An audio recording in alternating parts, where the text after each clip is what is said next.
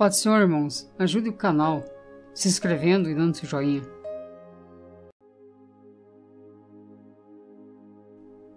Henrique Martin.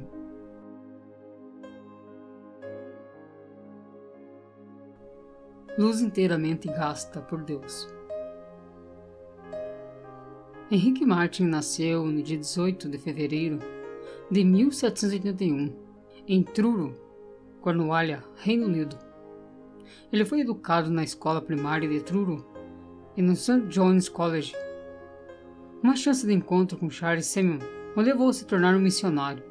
Ele foi ordenado um sacerdote na igreja da Inglaterra e se tornou um capelão da Companhia Britânica das Índias Ocidentais. Depois de seu pai falecer de tuberculose, os 4 filhos, inclusive Henrique, não tardaram a contrair a mesma enfermidade. Com a morte do pai, Henrique perdeu seu intenso interesse pela matemática e se interessou grandemente na leitura da Bíblia. Diplomou-se com mais honras do que todos da sua classe. O Espírito Santo, porém, falou à sua alma: buscas grandes coisas para ti, não as busques.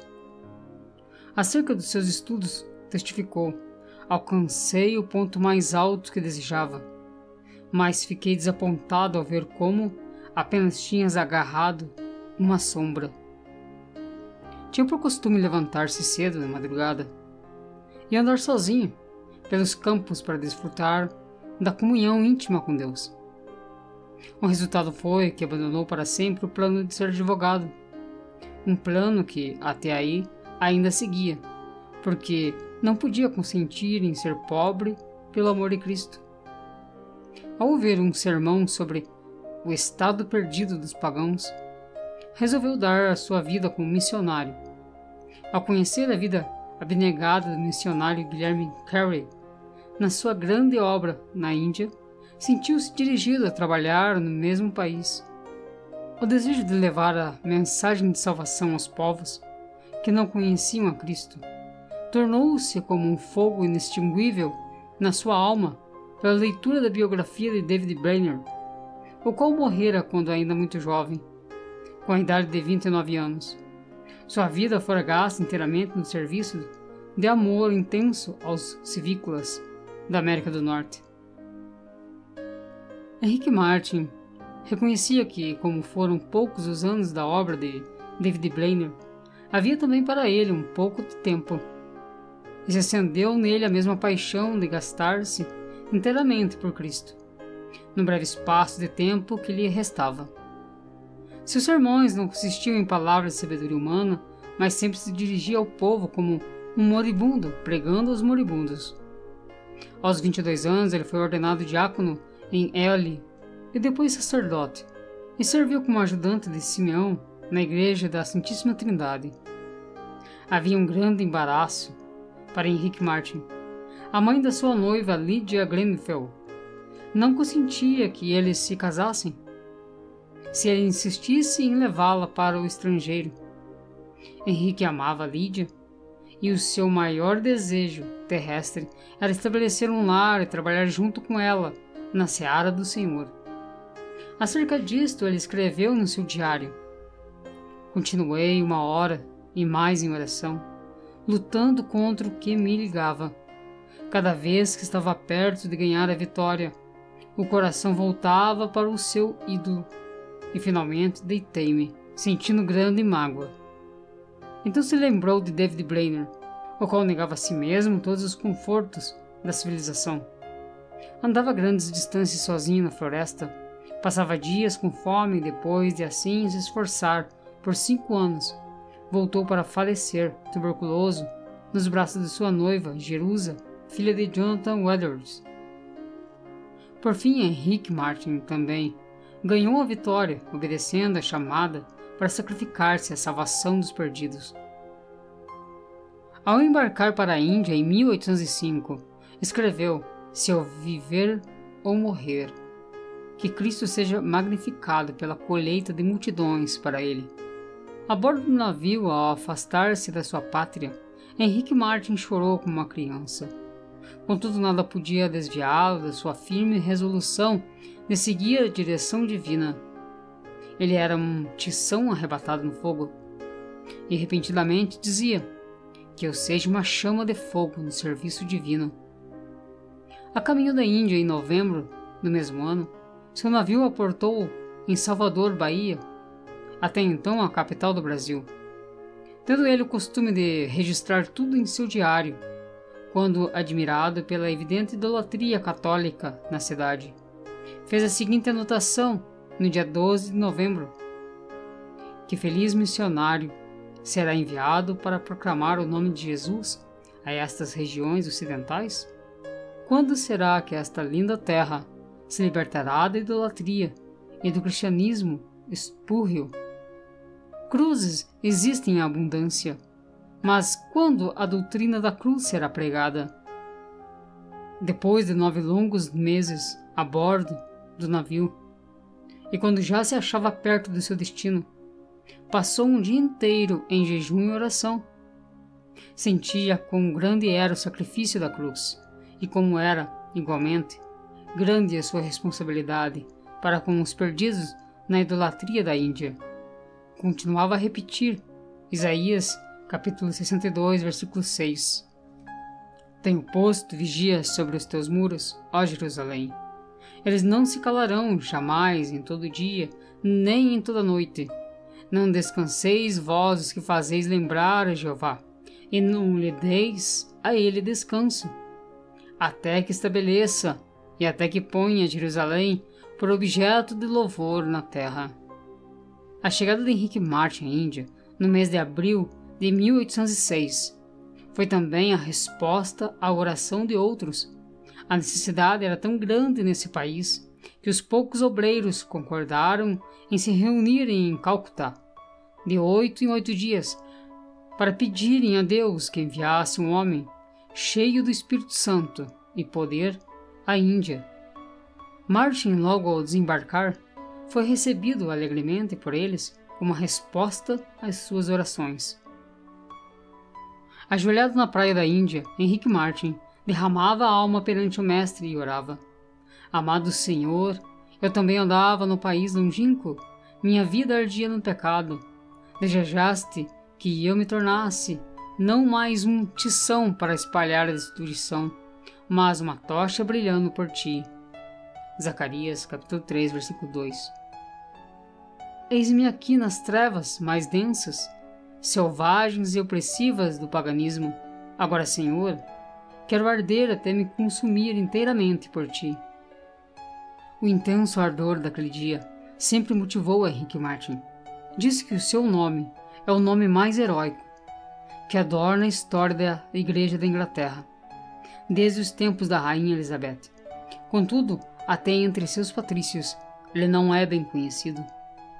É difícil imaginar o horror das trevas em que vivia este povo, entre o qual Martyn se achava. Ele disse: eu tremi, como se estivesse de pé nas redondezas do inferno. Um dia, perto do lugar onde se hospedava, ouviu uma música e viu a fumaça de uma das piras fúnebres de que ouvira falar antes de sair da Inglaterra. As chamas já começavam a subir do lugar onde uma viúva se achava sentada ao lado do cadáver do seu marido. Martyn, indignado, esforçou-se, mas não pôde conseguir salvar a pobre vítima. Em outra ocasião, foi atraído pelo ruído do símbolo, a um lugar onde o povo fazia culto aos demônios. Os adoradores se prostravam perante o ídolo, obra das suas próprias mãos, no qual adoravam e temiam. Martyn sentia-se mesmo na vizinhança do inferno. Cercado de tais cenas, ele se aplicava mais e mais e sem cansar, dia após dia, a aprender a língua. Não desanimava com a falta de fruto de sua pregação, reconhecendo ser de maior importância traduzir as Escrituras e colocá-las nas mãos do povo. Com esse alvo, preservava no trabalho de tradução, cuidadosamente aperfeiçoando a obra, pouco a pouco, e parando de vez em quando para pedir o auxílio a Deus. Como a sua alma ardia no firme propósito de dar a Bíblia ao povo, vê-se no seguinte trecho de um dos seus sermões conservado no Museu Britânico. Pensai da situação triste do moribundo, que apenas conhece bastante da eternidade para temer a morte, mas não conhece bastante do Salvador para olhar o futuro com esperança. Não pode pedir uma Bíblia para saber algo sobre o que se firmar, nem pode pedir à esposa ou filho que lhe leiam um capítulo para o confortar. A Bíblia, é um tesouro que eles nunca possuíram. Vós que tendes um coração para sentir a miséria do próximo, vós que sabeis como a agonia do espírito é mais que qualquer sofrimento do corpo, vós que sabeis que vem o dia em que tendes de morrer, dai-lhes aquilo que lhes será um conforto na hora da morte. Para alcançar esse alvo de dar as Escrituras aos povos da Índia e da Pérsia, Martin aplicou-se à obra de tradução de dia e de noite, até mesmo quando descansava e quando em viagem. Não diminuía sua marcha quando o termômetro registrava um intenso calor, nem quando sofria da febre intermitente, nem com o avanço da peste branca que ardia no seu peito. Como David Blainer, cuja biografia sempre serviu para inspirá-lo, Henrique Martin passou dias inteiros em intercessão e comunhão com o seu amado, seu querido Jesus. Parece, escreveu ele, que posso orar para sempre sem nunca cansar. Quão doce é andar com Jesus e morrer por ele. Para ele, a oração não era uma formalidade, mas o meio certo de quebrantar os endurecidos e vencer os adversários.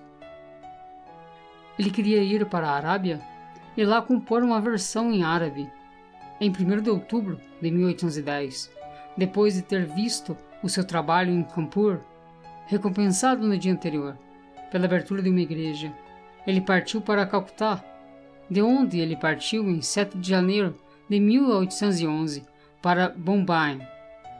O navio aportou no seu aniversário de 30 anos. Ele foi tomado pela febre e, depois de uma recuperação temporária, teve que buscar uma mudança de clima. Ele partiu para Constantinopla, onde ele pretendia voltar em licença para a Inglaterra, para recuperar suas forças e recrutar ajuda para as missões na Índia.